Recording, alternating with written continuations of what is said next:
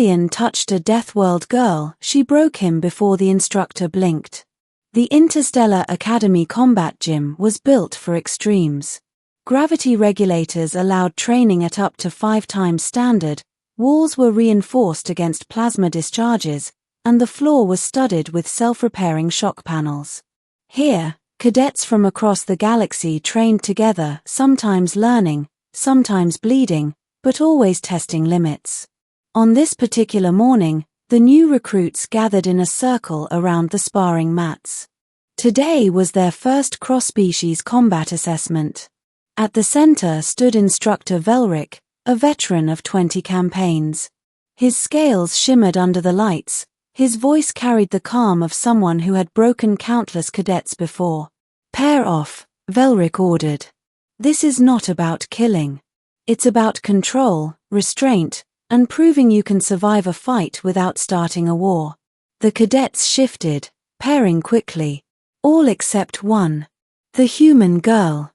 Cadet Aria Hayes, the Academy's first human recruit, stood with arms folded, her brown hair tied back and her eyes sharp.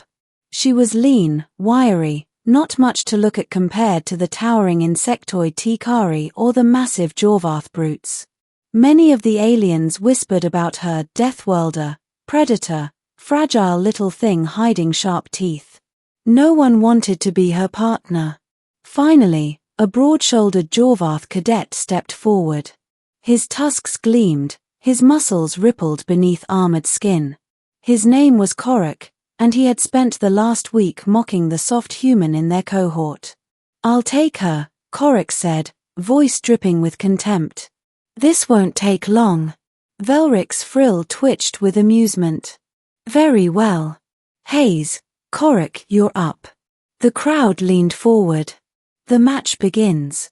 Korak lumbered to the center mat, cracking his knuckles. Aria followed, calm, her movements precise. Velric raised a clawed hand. "Begin." Korak wasted no time. He lunged forward, one massive hand shooting out to grab the human by the shoulder. The plan was simple: shove her to the ground, humiliate her, end it quickly. His hand brushed her sleeve. And then the world flipped. Broken in a blink. Aria's body moved faster than most cadets could process. She stepped inside his reach, seized his wrist, and twisted. Her hips rotated, her leverage perfect. Korak's body, 200 kilos of muscle and armor, crashed over her shoulder like a sack of grain. Before the others even gasped, Aria dropped him flat on his back with a crack that echoed through the gym. His arm bent at a grotesque angle.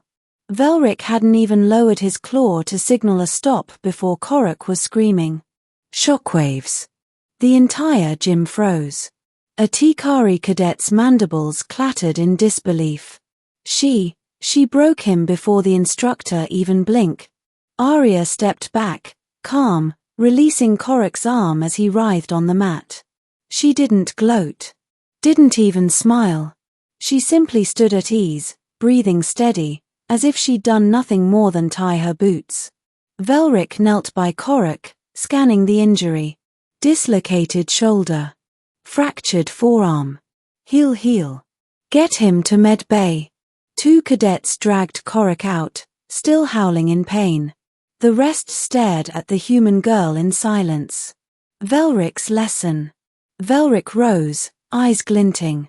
"Do you all understand what just happened?" A Quorn cadet, feathers puffed in alarm, stammered, She's smaller, weaker, how did she?" "Technique," Velric cut in. "Efficiency. Precision.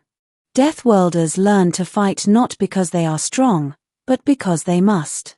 Every beast on their planet can kill them. Their species honed survival into art." He pointed at Aria. She did not overpower him. She used his own weight, his own strength, against him. That is human combat. The cadets shifted uneasily. The whisper of fear. Later, in the barracks, the whispers spread.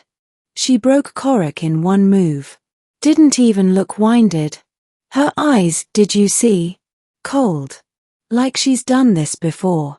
Some admired her. Others feared her. A few swore they'd never spar against her. Arya ignored the chatter. She sat polishing her boots, calm as always. But inside, she remembered. Back on Earth, this had been basic training, just judo, one of dozens of martial arts her people had perfected long before they reached the stars. She hadn't even tried. Korok returns. Days later, Korok returned from the medbay, arm bound in a healing brace. His pride was more wounded than his body. He glared at Arya during drills, tusks grinding. But he didn't touch her again. Velric, however, did. After class, he stopped Arya in the hall. "You held back." Arya tilted her head. "Of course. You told us this wasn't about killing." Velric studied her a long moment. He had seen killers, soldiers, assassins. But what unsettled him was her composure. No rage, no boasting, no malice. Just control. "You could have destroyed him completely." "Yes," Arya said simply. And she walked away. The lesson spreads. Word of the match spread beyond the academy. Other instructors spoke of the human cadet who shattered a Jorvath warrior with a single motion. Some dismissed it as luck. Others as exaggeration. But those who had been there knew the truth. It wasn't luck. It wasn't exaggeration. It was a glimpse of what humans carried beneath their gentle smiles. The instructor's reflection. That night, Velric sat alone in his office, watching the replay of the match. He slowed the footage, frame by frame. He saw Korok reach. Arya shift her stance. Her hand snap to his wrist. Her hips turn. The monster fall. It was over in less than a second. Velric exhaled slowly. He had once believed the stories of humanity were embellished predators mythologizing themselves. But now he had seen it firsthand. They were fragile. They were small. And they were monsters when provoked. The galaxy learns. Months later, at a coalition strategy meeting, Velric told the story to generals and ambassadors. He described the day an alien cadet touched a human girl, and how she broke him before the instructor even blinked. Some laughed nervously. Some shook their heads in disbelief. But the veterans, the ones who had survived real wars, nodded grimly. They understood. And soon, so did the galaxy.